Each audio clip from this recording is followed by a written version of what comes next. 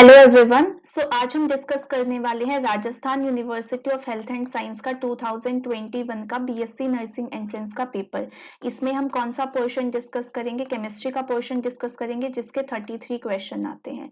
तो ये आपके आने वाले बीएससी नर्सिंग एंट्रेंस एग्जाम में जो कि 23 जुलाई को होने वाला है, उसके लिए काफी इंपॉर्टेंट सेशन रहेगा। तो क्वेश्चंस को बहुत ध्यान से आपको समझना है। तो चलिए शुरू करते हैं फर्स्ट क्वेश्चन से, that is which is not a molecular solid. इनमें से कौन सा मॉलिक्यूलर सॉलिड नहीं है? तो अगर मैं सॉलिड की क्लासिफिकेशन करूं तो मेनली हमारे पास क्रिस्टलाइन और अमरफस होते हैं। लेकिन अगर हम दूसरी क्लासिफिकेशन देखें तो उसमें हमारे पास कितने टाइप होते हैं मॉलिक्यूलर के, जिसमें क्या आते हैं मॉलिक्यूल्स।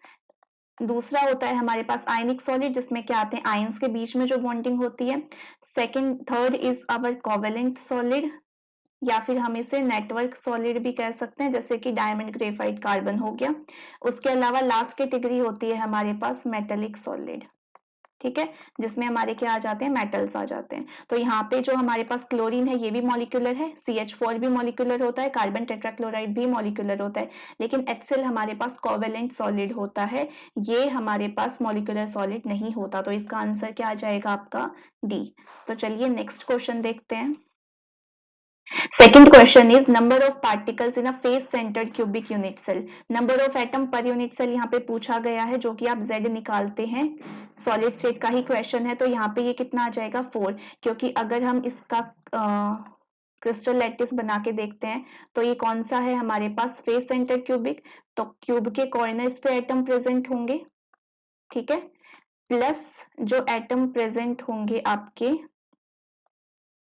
वो फेस के सेंटर्स पे भी होंगे। तो हमारे पास कितने सेंटर्स होते हैं? 6 सेंटर होते हैं, ठीक है। अगर हम कंट्रीब्यूशन की बात करते हैं तो कॉर्नर्स का कंट्रीब्यूशन कितना होता है 1/8। टोटल कितने एटम्स है कॉर्नर पे 8, तो 8 इंटू 1/8 हो जाएगा, ठीक है। प्लस कितने इस फेस के सेंटर है? 6 फेस के सेंटर है, एक फेस के सेंटर का कॉन्ट्रीब्यूशन होता है हमारे पास हाफ।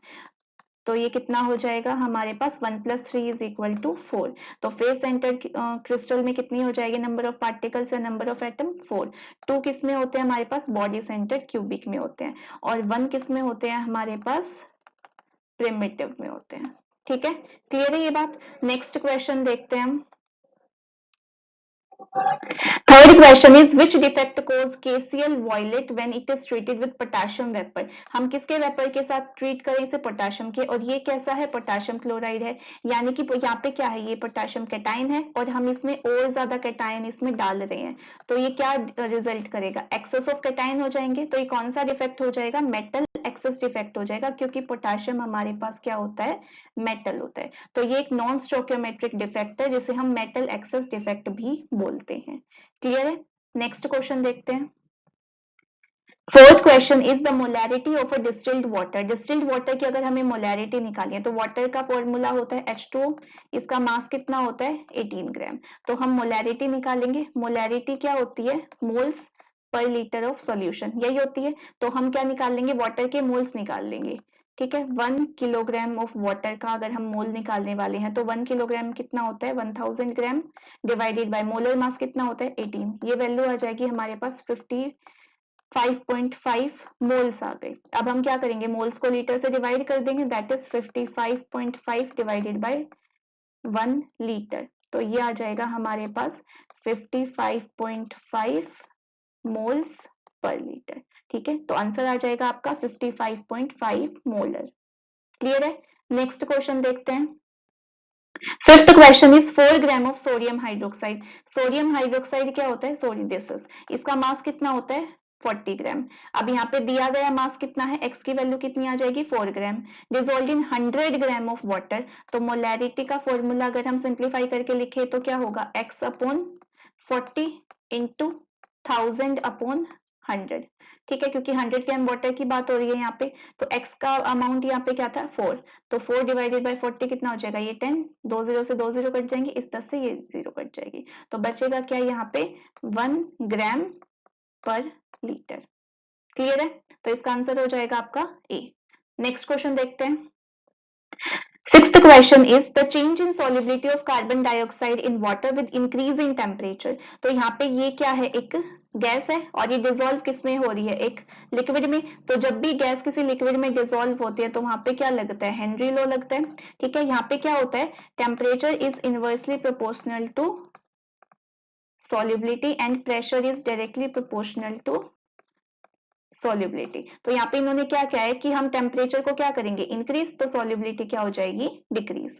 क्लियर है, तो इसका आंसर क्या हो जाएगा, बी, दैट इज डिक्रीजेस।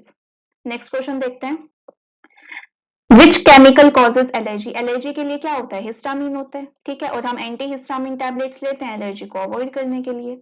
ठीक है, क्लियर है। नेक्स्ट क्वेश्चन देखते हैं, 8th question is which is not a tranquilliser. Tranquillisers क्या होते हैं, जो हम माइंड को रिलैक्स करने के लिए टैबलेट्स लेते हैं, वो हम किसे कहते हैं, ट्रैंक्विलाइजर्स होती हैं। तो ये सारी हमारी ट्रैंक्विलाइजर्स है एक्सेप्ट पैरासिटामोल, क्योंकि ये क्या होती है हमारे पास, एंटी पायरेटिक होती है। एंटी पायरेटिक का क्या मतलब होता है, जो हमारे बॉडी टेम्परेचर को लोअर डाउन करे। प्लस ये क्या होती है, एनाल्जेसिक भी होती है। एनाल्जेसिक का क्या मतलब होता है, जो पेन को रिमूव करते हैं उसे हम क्या कहते हैं, एनाल्जेसिक।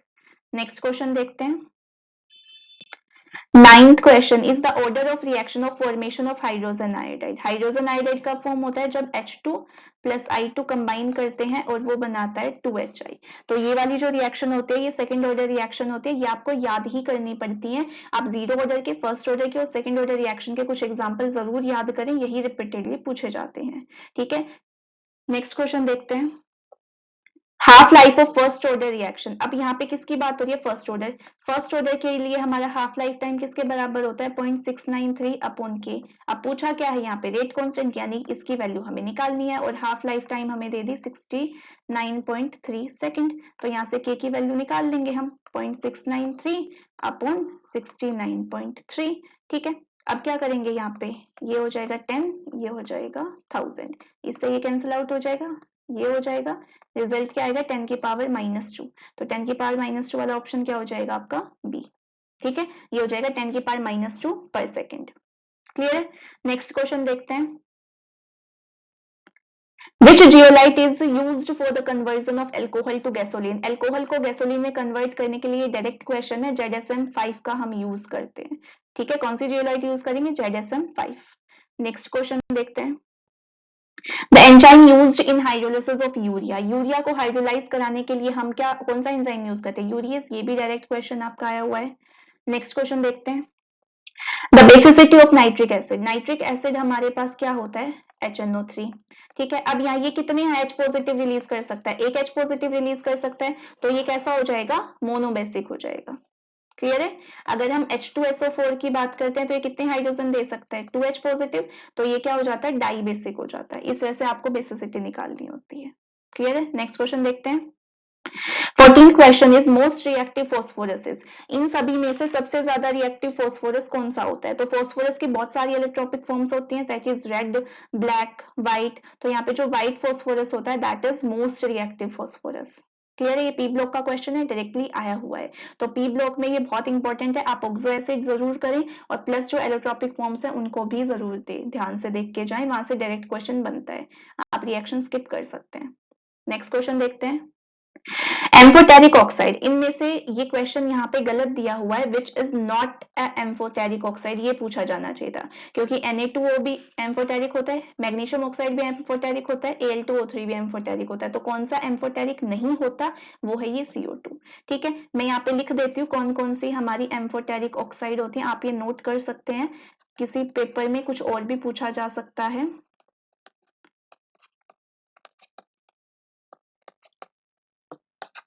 P4O10। तो ये है कुछ एम्फोटेरिक ऑक्साइड जो आपसे हर पेपर में लगभग एम्फोटेरिक ऑक्साइड से तो जरूर ही क्वेश्चन आता है, स्पेशली नर्सिंग में अगर हम बात करें तो आप इन्हें नोट डाउन कर सकते हैं।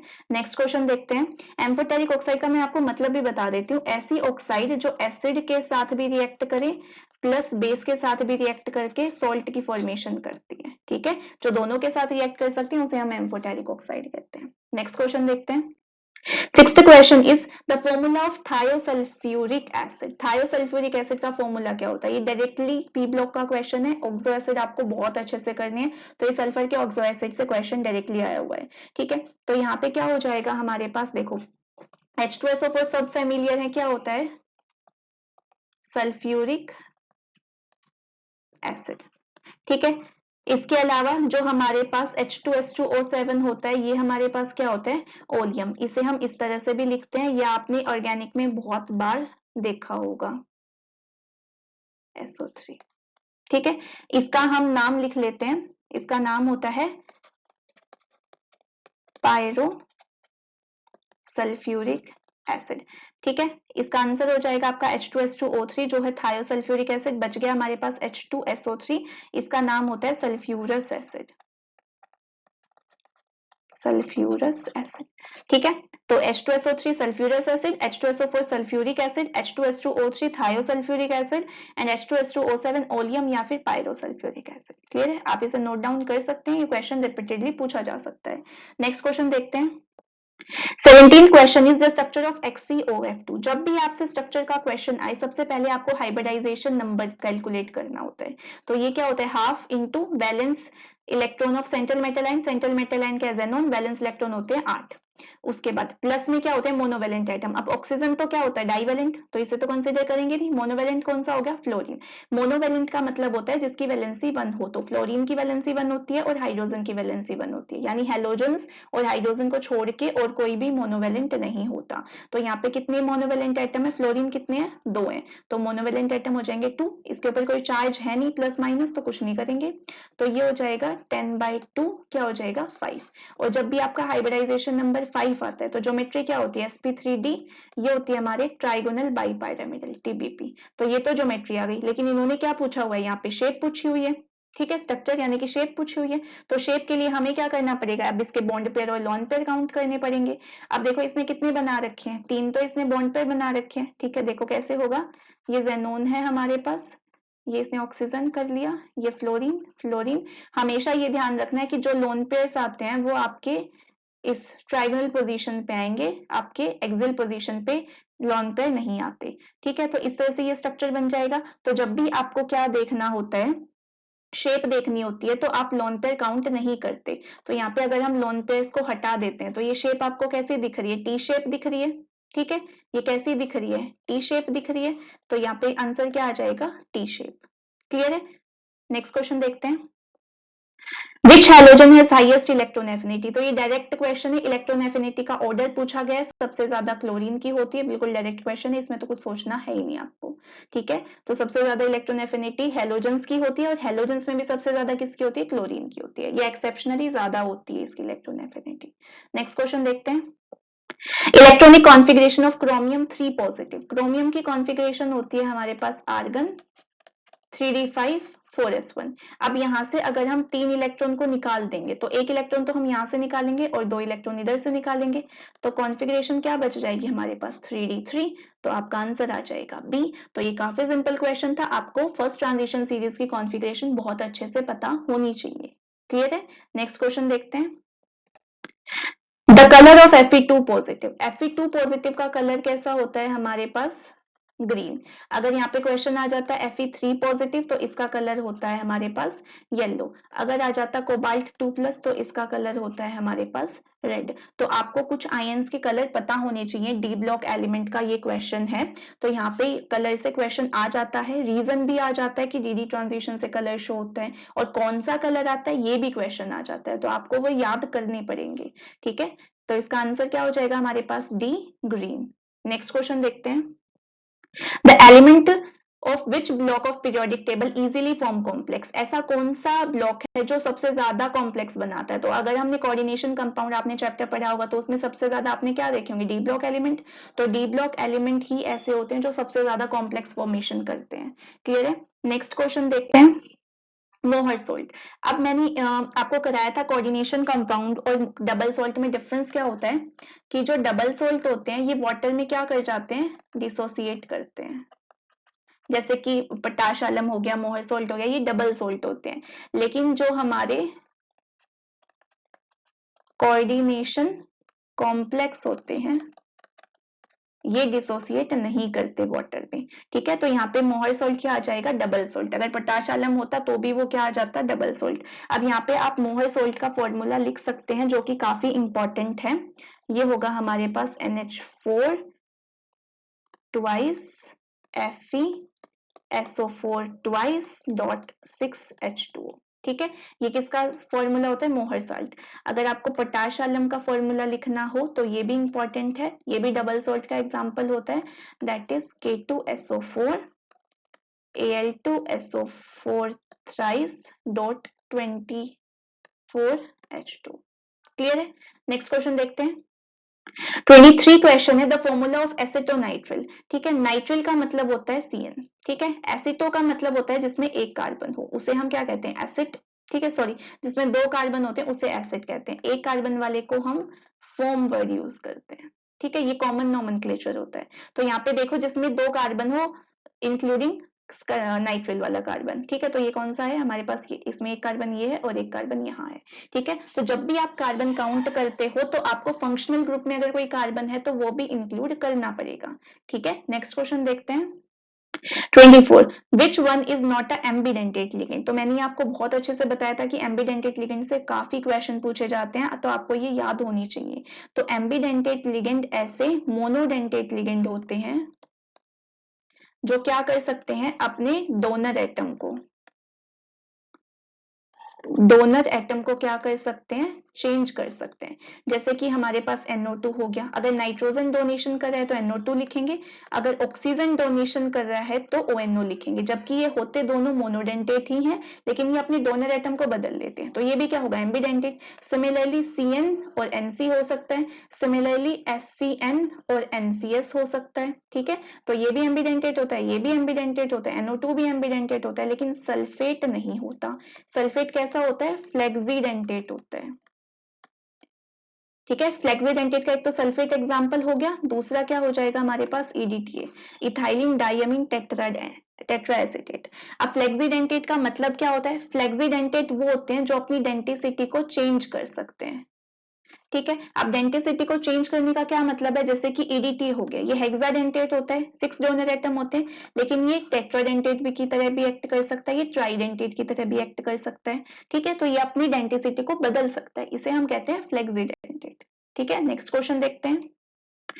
Which metal on reacting with alkyl halide form Grignard reagent? अब Grignard reagent बनाने के लिए, Grignard reagent होता क्या है? RMgX होता है, तो ऑब्वियसली alkyl halide RX के साथ किसकी रिएक्शन कराई होगी? Mg की, तो वो क्या बन गया होगा? RMgX। ये तो बिल्कुल डायरेक्ट क्वेश्चन था, तो आंसर क्या हो जाएगा? मैग्नीशियम। ठीक है, तो B सही हो जाएगा। नेक्स्ट क्वेश्चन देखते हैं। 26 which alkene is not obtained by Wurtz reaction. अब हमें पता है कि जो वुड्स रिएक्शन होती है उसमें दो मॉलिक्यूल लेने पड़ते हैं हमें एल्काइल ग्रुप के। ठीक है, अब कभी कभी क्वेश्चन में है ना, दो मॉलिक्यूल अलग अलग भी दे देते हैं, लेकिन मोस्टली इवन प्रोडक्ट ही बनता है हमारे पास, हमको सेम लेने पड़ते हैं वुड्स रिएक्शन में।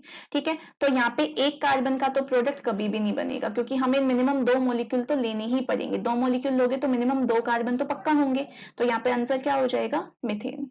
ठीक है, नेक्स्ट क्वेश्चन देखते हैं। Carbylamine reaction is use to detect. अब जो कार्बाइलअमीन होती है, हॉफमैन्स ब्रोमेमाइड रिएक्शंस होते हैं, ये प्राइमरी अमीन के लिए रिएक्शन होती है, डायरेक्ट एनसीईआरटी की रिएक्शन है ये। ठीक है, तो प्राइमरी अमीन को डिटेक्ट करने के लिए हम कौन से करते हैं? Carbylamine reaction.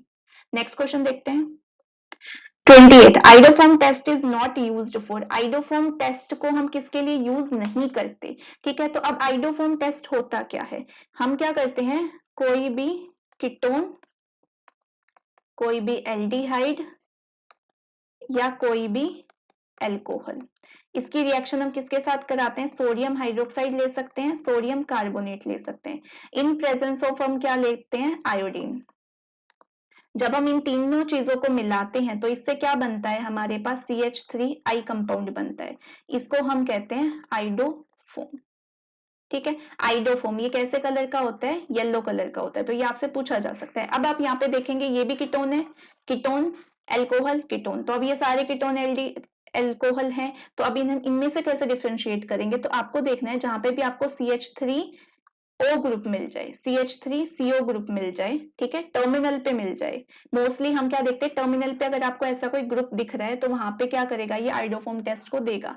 लेकिन आप देखेंगे पेंटेन 3 ओन को, पेंटेन 3 ओन को देखेंगे तो यहाँ पे आपको टर्मिनल पे नहीं दिखेगा, ये इन बिटवीन द होता है। ठीक है, पेंटेन 3 ओन को आप कैसे लिख सकते हैं? CH3 CH2 C double bond O CH2 CH3।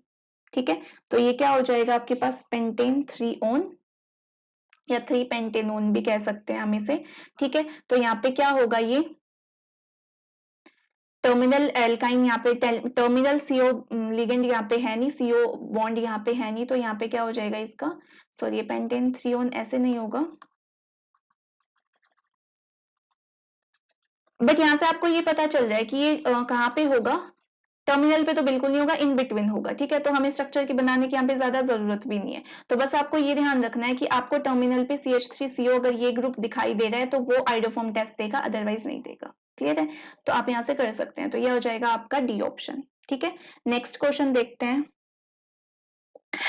Test for primary secondary and tertiary alcohol. ये बहुत इंपॉर्टेंट क्वेश्चन है, काफी बार पूछा जाता है। इसको टेस्ट करने के लिए हम कौन कौन सा कर सकते हैं, विक्टर मेयर टेस्ट जिसमें हमें कलर से आइडेंटिफिकेशन होती है, हम कर सकते हैं ल्यूकास टेस्ट जिसमें ल्यूकास रिएजेंट यूज किया जाता है, दैट इज ZnCl2 + HCl, ठीक है। तो यहाँ पे आपका आंसर सीधा सीधा हो जाएगा ल्यूकास टेस्ट। एक और टेस्ट होता है कॉपर एट 573 केल्विन। ये तीनों टेस्ट हम प्राइमरी सेकेंडरी और टर्शरी अल्कोहल को आइडेंटिफाई करने के लिए करते हैं, ठीक है। फ्लेलिंग टेस्ट, सिल्वर मिरर टेस्ट, ये हम किसके लिए करते हैं, एल्डिहाइड के लिए करते हैं, ठीक है। ये सिल्वर मिरर टेस्ट आपका टोलन टेस्ट होता है, ठीक है।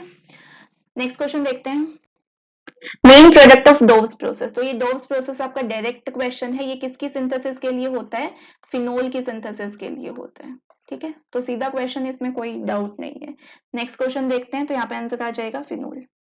नेक्स्ट क्वेश्चन देखते हैं, 31 product of organolysis of non branch. जब भी आपकी कोई भी नॉन ब्रांच्ड एल्कीन होती है, ठीक है, तो प्रोडक्ट ऑफ ऑर्गेनोलिसिस, इसका प्रोडक्ट क्या होगा, अगर आप किसी नॉन ब्रांच, सपोज ऐसी आपकी कोई एल्कीन है, यहाँ पे हाइड्रोजन हाइड्रोजन हाइड्रोजन हाइड्रोजन, अगर आप इसका ऑर्गेनोलिसिस करते हैं तो यहाँ पे आपको क्या मिलेगा, डबल बॉन्ड ओ लगा दोगे, यहाँ पे डबल बॉन्ड ओ लगा दोगे।